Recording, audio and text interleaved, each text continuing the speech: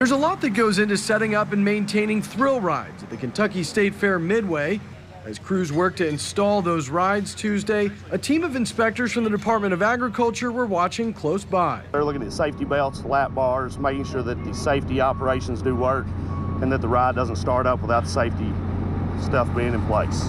Last July, a teenager was killed and 7 others injured in Columbus, Ohio, when a support beam on a similar ride snapped. The ride manufacturer immediately shut down all of its Fireball rides around the country. This year, though, the Fireball is back, and according to inspectors, it has new parts. The new parts that come in are replacing the parts that were involved in that accident, so it will be all new parts from the manufacturer. We'll take a look at it as best we can.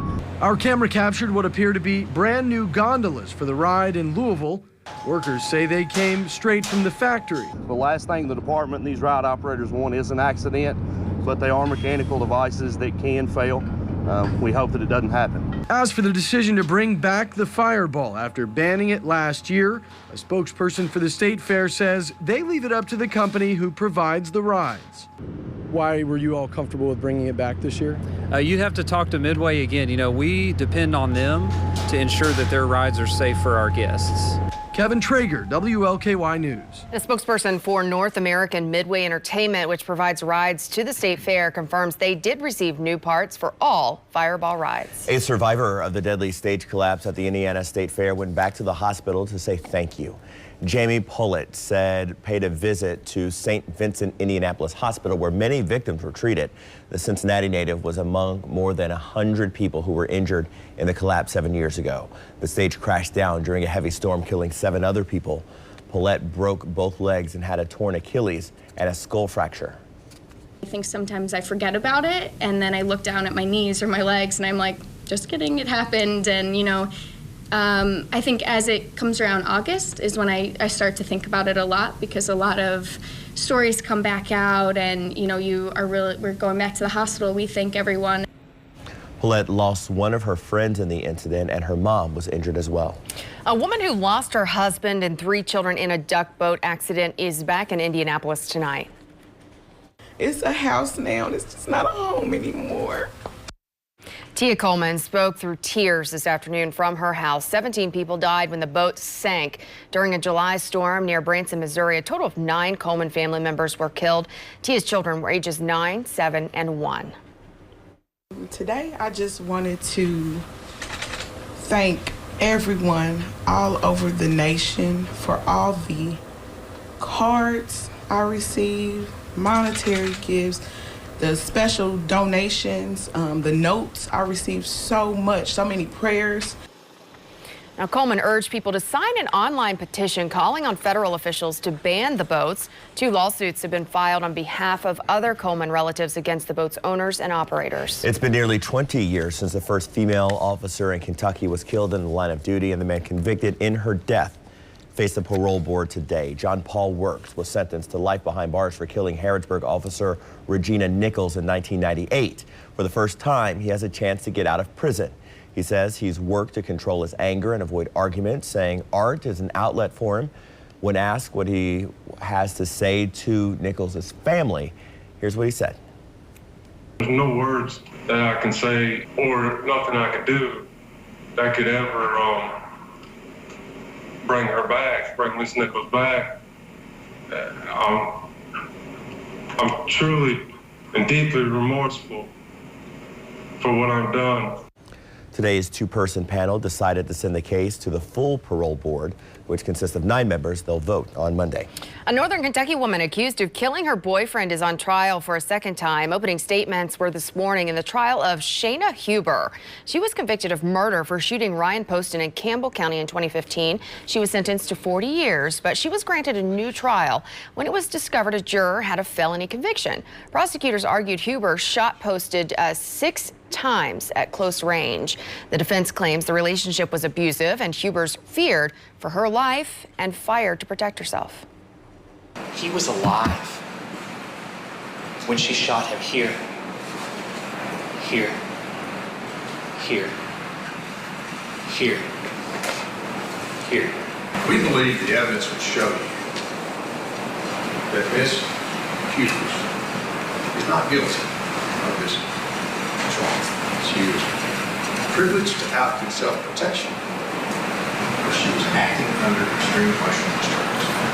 What happened in the first trial will not come into play this time. A 27-year-old man is now facing charges in connection to a deadly road rage incident in northeastern Indiana. An arrest warrant was issued for Brandon Cook on the charge of involuntary manslaughter. Fort Wayne police said he and Orlando Fernandez were involved in an altercation on the side of the highway. Police say both men stopped. Cook got out of his truck, went over to Fernandez's car and beat him before driving away. Fernandez died of cardiac arrest. The Allen County Coroner's Office ruled his death a homicide. Several people in Lexington are out of their apartments tonight after a car hit the building. Police say the driver of the car fell asleep before crashing into the building. A man at the scene said the car slammed into his daughter's bedroom. James Williams says his daughter was home at the time and is lucky she was not hurt. She was in the kitchen doing something in the kitchen when the car come through the wall. She said she thought the ceiling fell in, and when she came down, come in to see what was going on, and she seen it was a car, and seen this guy get out of the car, and he was in her room. No one else was hurt. No charges were filed. Nearly 24 headstones were damaged by vandals at a historic central Indiana cemetery. Now a monument company is offering to repair them for free. Someone destroyed 22 grave sites sometime within the past week at Davis Bennett Cemetery in Morristown. Some of the stones date back to the 1700s, including a veteran of the American Revolutionary War. It appears they were kicked over, pushed over, and one of the stones actually had stones dropped on top of it and broke that way. It's very frustrating when that happens because it's not supposed to happen in little rural communities, we think. We see it as highly disrespectful. This is the second time in the last year the cemetery has been vandalized. Now leaders want to keep the gate locked and install cameras to keep it from happening again. A bomb threat is blamed for country group Rascal Flatts abruptly ending a concert in central Indiana last week. The Hamilton County Sheriff's Department says the threat made Thursday night was deemed a credible danger. No other details about the threat are being released while it is being investigated. The band did not return for an expected encore, after which a public address announcement said the show was over. An Ohio Air Force Base is creating a formal board to review what went wrong during active shooter training. Happened earlier this month at Wright-Patterson Base near Dayton. The training turned into a real-life police response after 2 people called 911 believing the training was real. When police rushed to the base's hospital, one of them fired a gun to open a locked door. The base also went on lockdown.